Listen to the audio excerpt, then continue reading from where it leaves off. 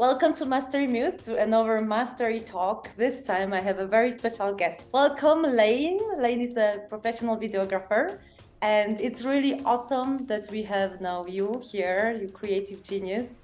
Tell us about yourself. Hi, thanks for having me, Marika. Let me do that again. Hi, thanks for having me, Marika. Thank you as well, Lane. You know, this channel is all about skills, so I'm gonna throw a question at you. Like, how did you learn videography? Like, what does it even mean to you? I know videos, I know photography. So if you think about being a videographer, what does it mean to you?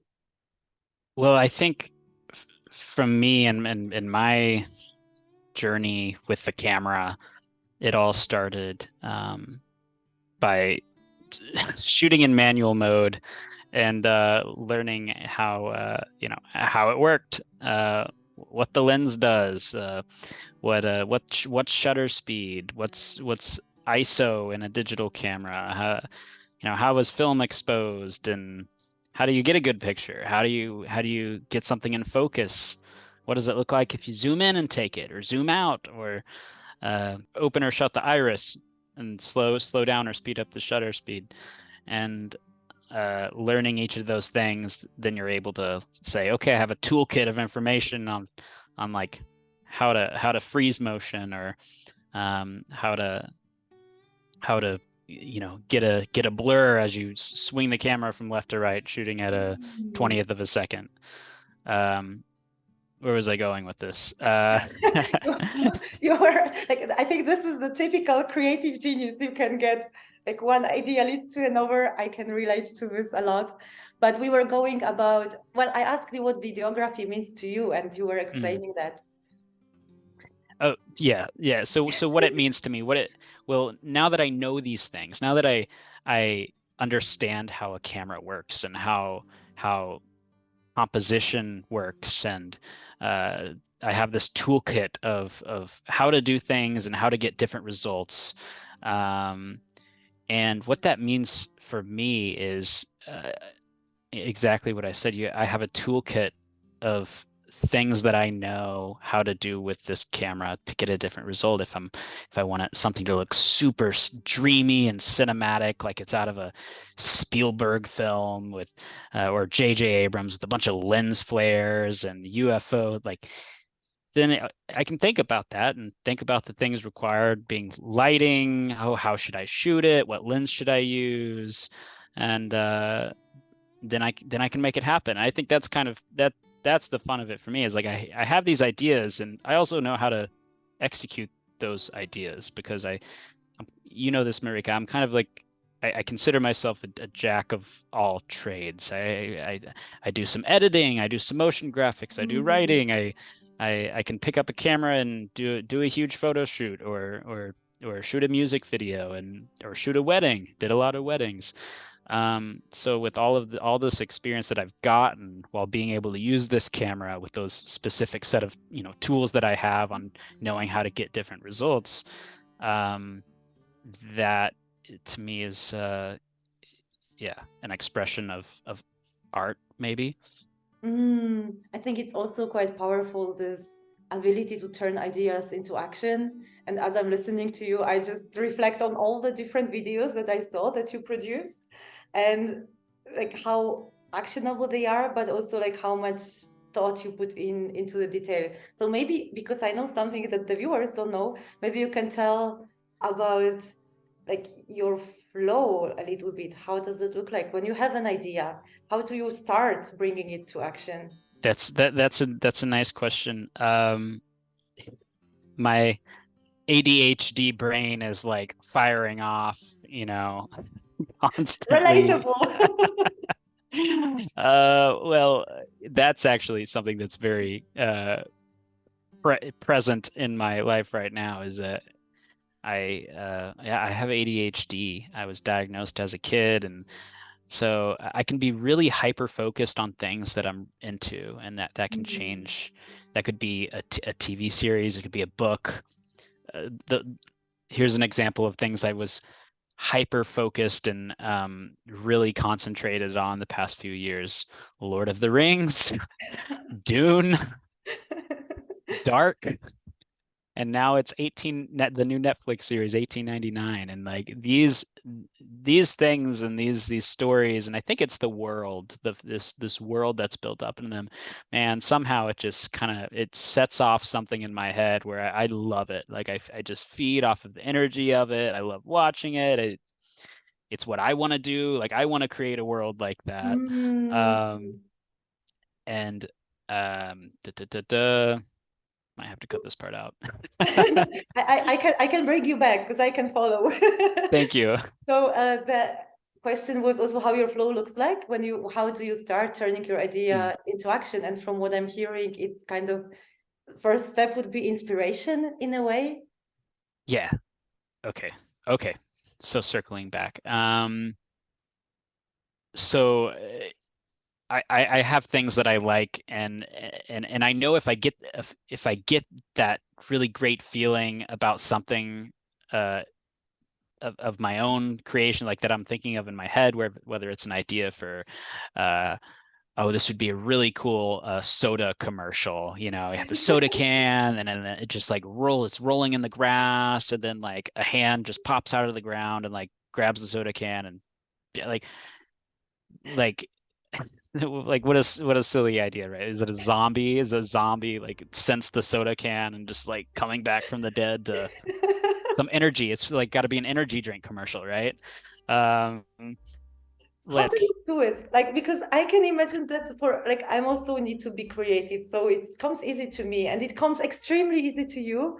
But when I think about some personalities that are more like structured and not so creative, like how can they become more creative? Like, how do you do this?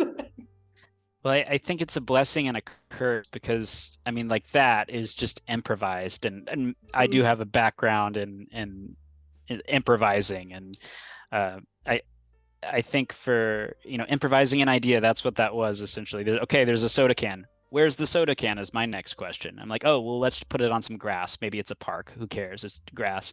Oh, okay. So you have a soda can rolling in grass.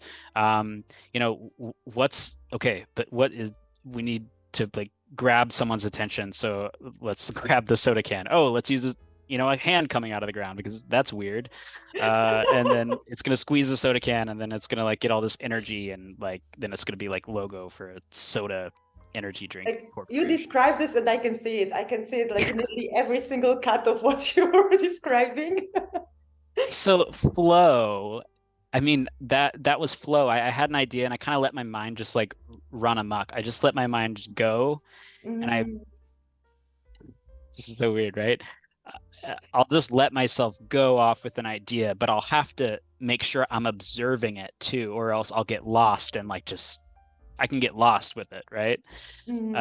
So, and when I had mentioned, my ADHD, that's like a perfect example of my ADHD. Is, but I think it lets me improvise because my mind's already just kind of like crazy, and I love it because you can come up with a lot of great ideas. And you're like, oh, where'd that come from? Well, it just kind of came out. How did I know how to put those words together like that? I think it's cool when it happens, and it's fascinating when you get in the flow because things seem to come just so naturally. Whether you're like a musician, I see people get in the flow while playing the piano, playing a band, playing the guitar. Like every musician you see play on stage, they've got to be in a flow to be up there. I mean, being on stage can be really scary. So you have to have something to figure it out. I mean, you've spoken in front of so many people. My most intimidating experience on stage, and now we mentioned flow, I actually think back to it. It was the salsa performance, the salsa Grand Prix, where as a salsa dancer you wear like absolutely nothing, and you're kind of half naked in front of like 200 of strangers. And I remember when I was there, I was so nervous before we entered the dance floor. I was just thinking, oh my God, what if I trip? Do I look okay? Will I remember? Will I be able to do this? Like, it was so many things. And at one point, I just thought to myself, I'm here to have fun and people are here to have fun. So I'm just gonna have fun. And like this, I got in such a flow. Like in the end, we won this championship. So it was really amazing. But that's where I experience flow when I dance, when I write, when I perform, and when I'm listening to you now. I kind of feel like every time I ask you a question that's connected to videography, then you also like immediately get into it. It's a like when I talk about dancing, I immediately want to move my body. Like nearly cannot sit still. So it's really fascinating. I've already learned videography and improvising. These are the two skills that you mentioned. If you had to add one more skill, that like the key skill that you're proud of or that is very important to you in your life, what could that be? Yeah, so yeah, we mentioned photography, videography. We can just combine those. And then the being improvising, which is fun. If there's another skill that I would have, I think I feel pretty sociable. I can be around people, although sometimes I think it's just a like a coping mechanism for me to be so social. It's because I'm actually terrified of people. It's a theory I'm working on. Um, but I like people and I like making people laugh. And I think uh, if there's another skill I have, it would probably be in the area of networking. I would say Mm. I love talking to people, meeting people. And I've met some really interesting people, and been in some really unique situations because of me, like just going up and saying something or asking a question, and uh, that has definitely gotten me into several interesting situations.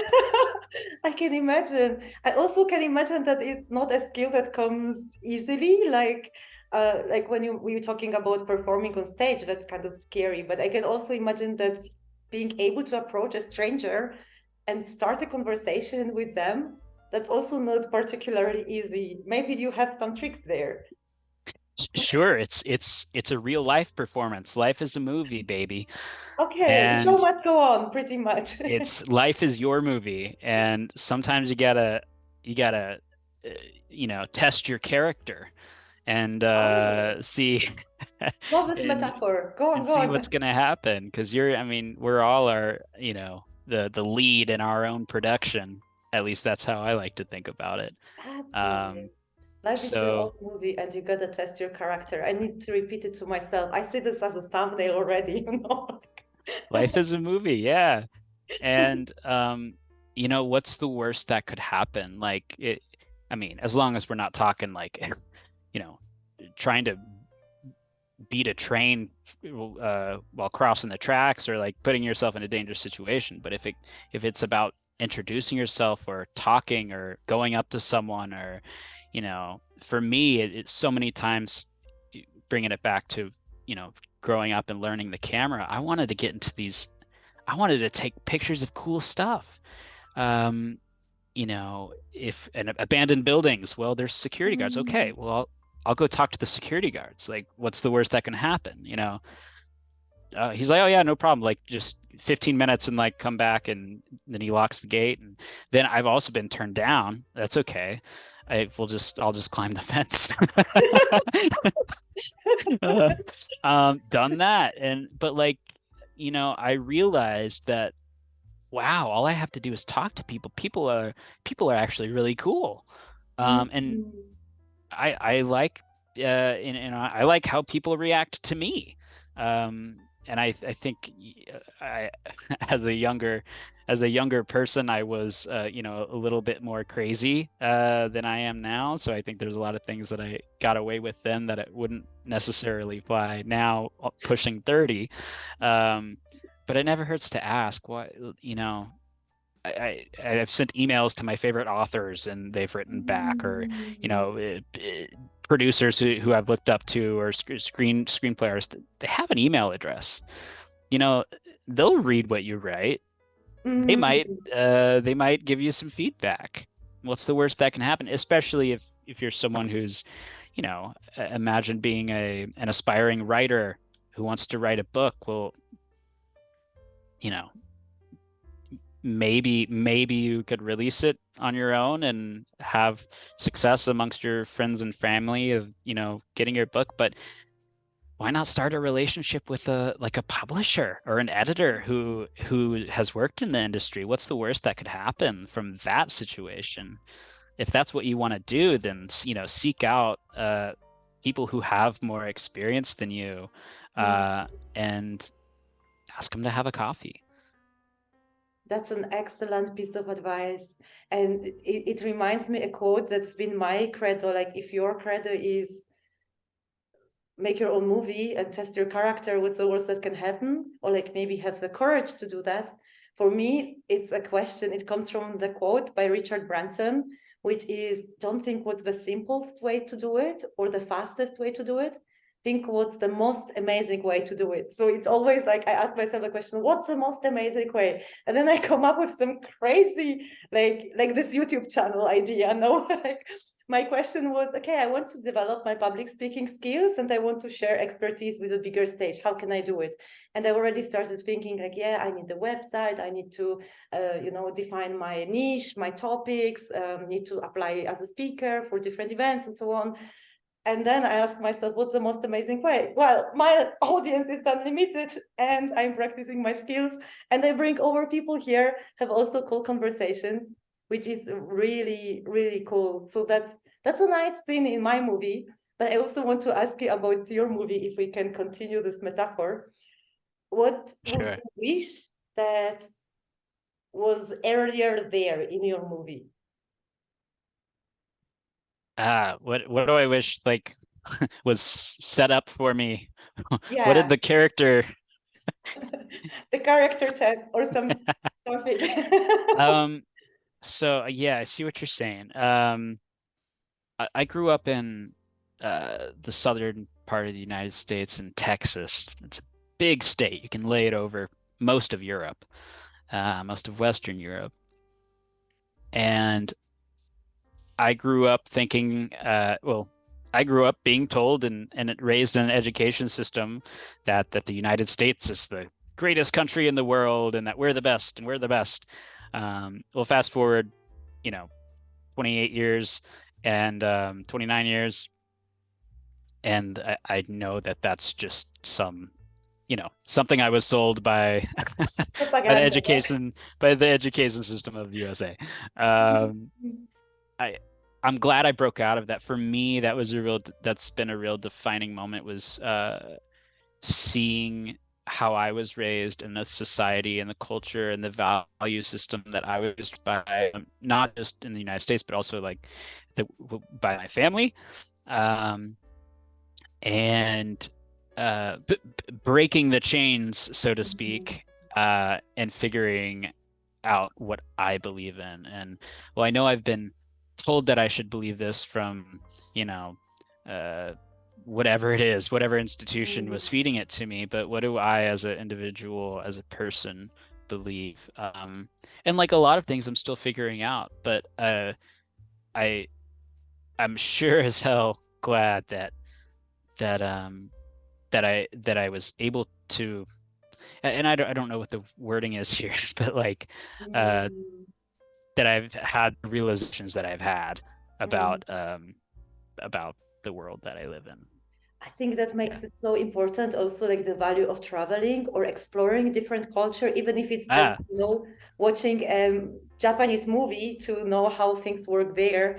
Um, and it makes that's it. I perfect. Yeah, go I ahead. think you answered it for me. Like traveling. I've traveled a lot.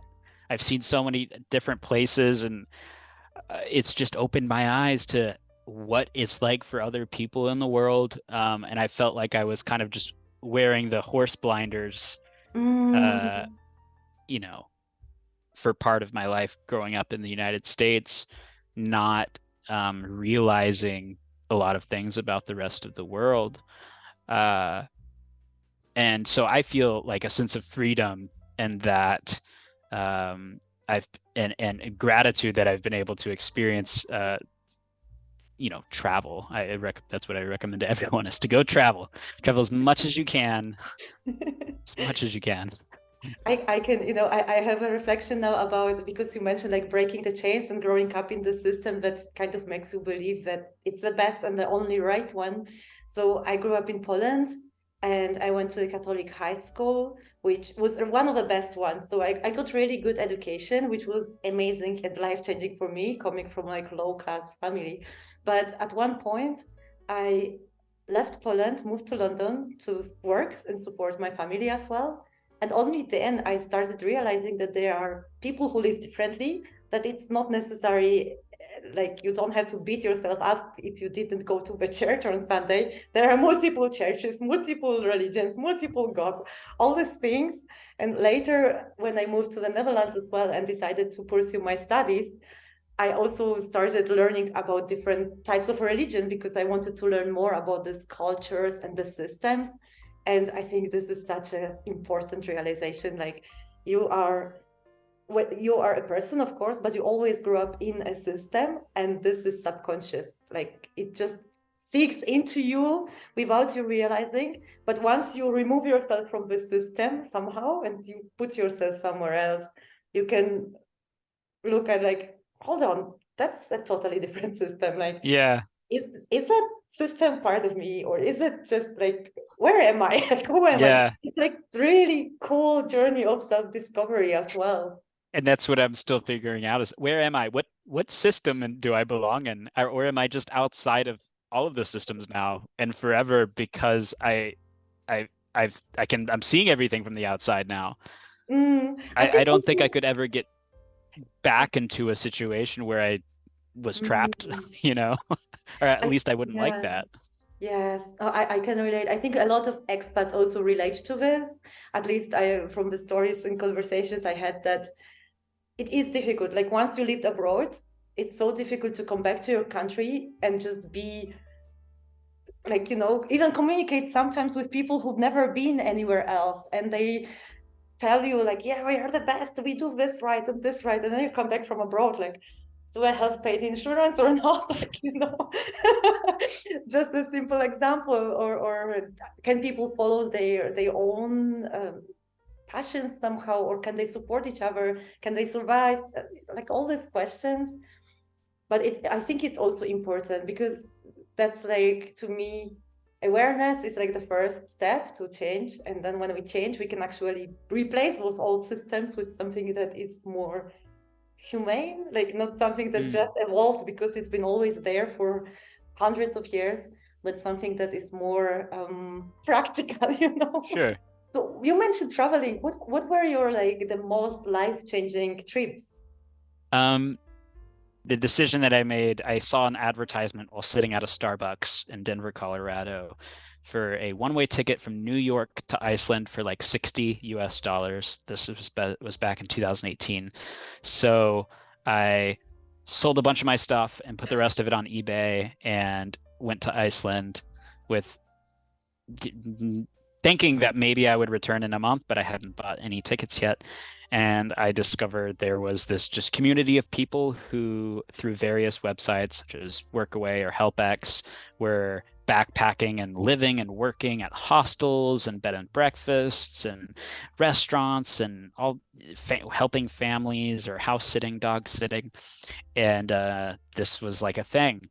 And I stayed in Iceland for a couple of months and then got a new gig in Scotland and lived in a 200 or 300-year-old castle in Scotland for a few months. And then my money was running out. So but I didn't want it to end. I'm like, there's no way I'm going back to normal life after this. Like I've met the coolest people. Everyone is telling me that I can come crash at their place in Paris and Amsterdam and all these different places. And I think that goes back to the social aspect. While traveling, I was just meeting so many people, and having a great time. Also hard times. It can be hard traveling alone, especially for an extended period. It was my first time like really leaving everything that I grew up with. And then I went to Montenegro, which is in the Balkans, and was there for about 6 months. While in those 6 months that was like a contemplation period. Like, what am I doing with my life? I'm just gonna get this apartment for a few months and figure out what the hell I'm doing. And shortly after, I was visiting Vienna, Budapest, and then Vienna, and then I met my wife, who's from Germany. And that summary, that's like that period of my life from going to Iceland until meeting my wife was like almost a year. And yeah, it was great. And that has been my favorite travel. But I've traveled so much since then too, but that one has been like the most impactful on me. Wow, that's a story. That's like you're in charge in your movie. And I love how you said that, like the question was, would I ever be able to come back to normal life? Because you were describing something that we or most people wouldn't consider normal, but then you kind of feel like normal, boring, kind of 9 to 5 life. So it's really nice how the travel rephrased. Yeah. This normality, actually, the redefined normality, really. And that's the thing, like normal to me is like, oh, where are we going next month? like we have to go somewhere, and we're going to New York, and then we're going to Seattle next month. So that's amazing. I think this is a nice February. I think this is a nice approach to life. For also like for the audience to get inspired too. Would you like to add one more final tip from you to the audience? If you want to learn how to do something, like I learned how the camera works, then you have to devote time with it. You and that thing, whatever that thing is. For me, it was the camera. I had to devote many weekends and weeknights alone, just in Texas, driving out to Dallas by myself and walking around and just like seeing how this thing functioned and testing out different things. And that it took years, and I'm not a master of it by any means, but I know how it works. Like, and I feel like I've mastered this tool. Well, there I said master, but I feel like I've conquered this tool, and there's not anything it could throw at me where I'd be like, oh, well, I don't know what to do, because again, like I built up those skills and I spent time with it. And there's such great, and if you want to learn something, there's such great, places to do so, YouTube. And I would also recommend like looking at courses, things that aren't on YouTube. Some courses can be like way more in depth, and like you might have a better learning experience from a course and paying for it than you would off of just a quick tutorial on YouTube. But there's also learning courses on YouTube for free, so that's great. And from Marika's channel as well. You got to watch Marika's videos to learn how to learn and how to learn best. And to coach yourself so you know what you should be learning. It has all come full circle. Wonderful. Thank you so much, Lane, for this conversation. I feel inspired, like after every time we talk. This wasn't an exception. And for everybody who's been watching, if you have any questions to Lane, drop them down in comments. I'll make sure that they reach him. And I'm also going to link his channel or his contact detail in the description to this video, so you can also reach out to Lane. And thank you for having me, Marika. It was really nice having a conversation. And I feel like we'll have to just continue this conversation very soon. We need to make a second part, like a sequel. We have to make a sequel. Maybe let's collect enough questions. And then, otherwise, I'm going to come up with complicated ones again. Can I interview you? I'll interview you for your channel. Yeah, okay, let's do that. Oh my God, we have a plan, Lane.